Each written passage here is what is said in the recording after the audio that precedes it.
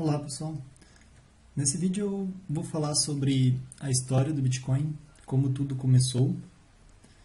E então como que tudo começou? Em 2008, final de 2008, foi lançado num blog aí de ciência da computação, num blog muito famoso de ciência e tecnologia. Foi lançado esse artigo aqui, né? Bitcoin, a Peer-to-Peer Electronic Cash System. Ele foi lançado por Satoshi Nakamoto. Esse Satoshi Nakamoto é um pseudônimo, ninguém sabe ao certo quem que é, ou de repente pode ser até um grupo. E nesse artigo ele descreve todo o funcionamento da rede Bitcoin, mas ele descreve de uma forma muito superficial. Eu já li esse artigo inteiro, né?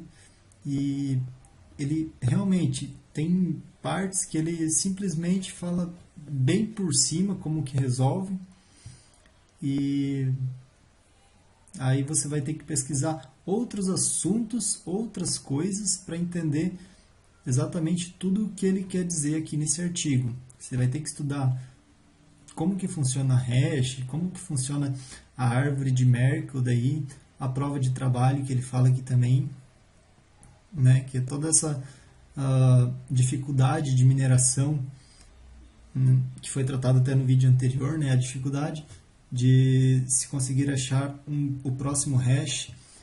Isso então é a prova de trabalho, Proof of Work.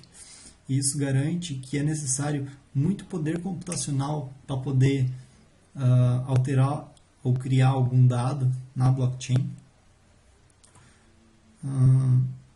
Então, ele descreve aqui superficialmente como que funciona todo esse esquema. Desde armazenamento em disco, né, até questões de estatística.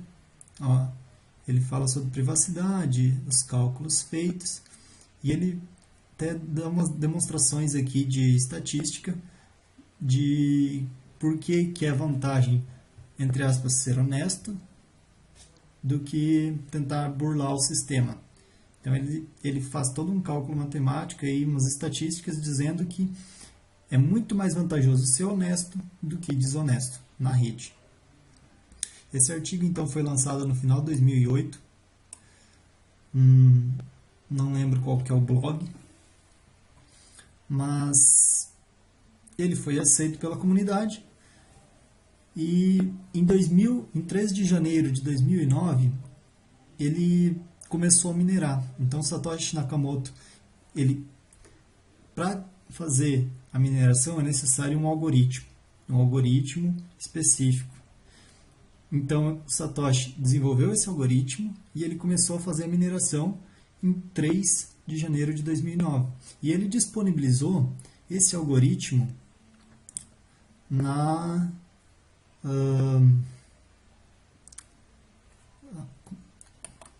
nesse site aqui do GitHub. Até depois eu vou dar uma procurada, ver se eu encontro o código do Bitcoin, porque como ele está no GitHub, ele é um código público, então todo mundo tem acesso. Todo mundo tem acesso, então todo mundo pode ver exatamente como funciona. Mesmo assim, os mal intencionados, assim, fraudadores, não conseguem burlar o sistema, mesmo sendo público. Bom, mas a ideia desse vídeo é falar como tudo começou, como deu origem, né? Então, Satoshi começou a minerar sozinho na rede, pois só havia ele era o único nó na rede. Pois, ora, quem ia acreditar numa moeda digital que o cara inventou? Então, depois de algum tempo, um outro cientista, também pesquisador aí, leu o artigo do Satoshi, achou interessante e baixou esse software lá do GitHub e começou a fazer mineração também. Nesse momento, os dois começaram a competir para ver quem ganhava a recompensa de Bitcoin, que na época eram 50 Bitcoins. Só que, então, o que acontecia? Para você minerar esses Bitcoins, a pessoa gastava simplesmente o poder computacional da sua CPU. Então, o cara estava gastando alguns centavos de energia elétrica por dia e recebendo muitos Bitcoins por dia, porque imagina que a cada 10 minutos era encontrado um bloco, então, probabilisticamente, a cada 10 minutos, era dado uma recompensa para o Satoshi, a cada mais 10 minutos era dada uma recompensa para esse outro cientista aí que baixou o software e começou a minerar também. E aos poucos foram surgindo outras pessoas entusiastas que começaram a baixar o software, pois ora era de graça, e eles resolveram então, entre aspas, jogar também ou entrar na brincadeira.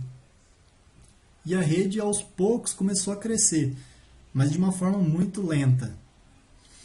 Então, em 2009, não, no final de 2009, em 2010, no início de 2010, foi registrada na blockchain a primeira transferência de Bitcoins. Até então, todo mundo estava ganhando e guardando para si, na sua própria carteira, entre aspas. Então, no início de 2010, foi registrada a primeira transação de Bitcoins, que é aquelas famosas 2 pizzas, que foram vendidas então por 10 mil Bitcoins. O cara era um entusiasta, tudo certo, e resolveu aí então vender as pizzas por 10 mil Bitcoins. Se ele tiver esses 10 mil Bitcoins ainda hoje, ele tem aí muito dinheiro. Com certeza mais de 1 milhão. Então, né, o Bitcoin na época que foi lançado, ele valia menos de 1 centavo por Bitcoin. Mas, então, voltando, foi feita essa transações das pizzas e depois amigos da rede, assim, cientistas, começaram a trocar Bitcoins entre eles para testar como funcionava, ver se realmente era seguro, se aquilo realmente funcionava. Então, foi começando a aumentar cada vez mais. Em determinado momento, lá por 2000, final de 2011, em 2012, digamos assim, o lado negro da força ficou conhecendo o Bitcoin. Quem que é esse lado negro? Seriam os traficantes de drogas ou traficantes de armas, entre outros, bandidos que não queriam ter seu dinheiro rastreado pelo governo, que queriam fazer as coisas tudo por baixo dos panos. E como o Bitcoin ele é uma moeda que não é rastreável, você consegue visualizar quanto que cada endereço de carteira tem, mas você não consegue saber de quem que é aquele endereço. Então os criminosos começaram a se interessar por essa tecnologia. E aos poucos eles começaram a fazer os testes de usar e foi dando certo. E cada vez mais criminoso começou a utilizar. Né? Lembrando, para quem não conhece aí a Deep Web, que é digamos assim, a internet obscura, né? A internet que a gente não conhece, onde na Deep Web existe tudo que de legal, até venda de pessoas mortas. Bom, mas isso é outro assunto, é outra coisa. Então, a comunidade negra começou a crescer muito o olho em cima do Bitcoin. E então, em 2013, o Bitcoin teve o primeiro salto, assim, o primeiro boom, né? Que ele estourou e chegou a bater aí, não sei quanto, deixa eu ver aqui. Esse site aqui, ele registra o preço das moedas, né? Então, ele tem registrado desde 2013 esse site. Depois eu vou falar um pouco mais sobre esse site. Então, No início de 2014, o Bitcoin chegou a valer 1.127 dólares. Era o preço que o Bitcoin chegou a valer no começo de 2014. Foi o primeiro salto que o Bitcoin teve. Então foi através aí da máfia e depois também, consequentemente, outras pessoas aí entusiastas começaram a pegar também o Bitcoin, comprar. E como a oferta, como a demanda de Bitcoin, como teve muita gente querendo comprar, ocorreu esse preço repentino aqui, essa subida absurda. Aí deu uma acalmada. Nessa época aqui, o Bitcoin foi notícia em tudo quanto é jornal, principalmente japonês. O Bitcoin ele cresceu muito, primeiramente no Japão. Os japoneses estão mais à frente sempre nas tecnologias, então eles começaram a trabalhar com o Bitcoin primeiro. Então, aqui tem o histórico de preço do Bitcoin. Ele deu uma caída depois e meio que manteve seu preço.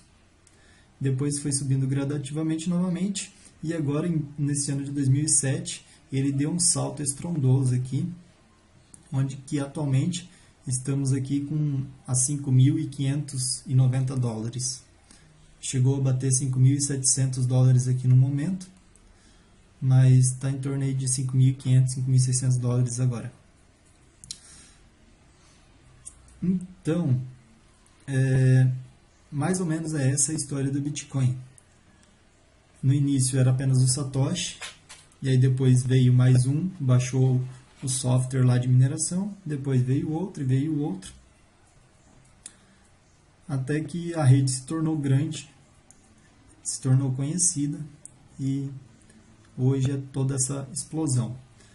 Voltando aqui atrás um pouco, nesse site aqui, ele marca quantos bitcoins já estão disponíveis no mercado. Então existem 16.631.587 bitcoins em circulação.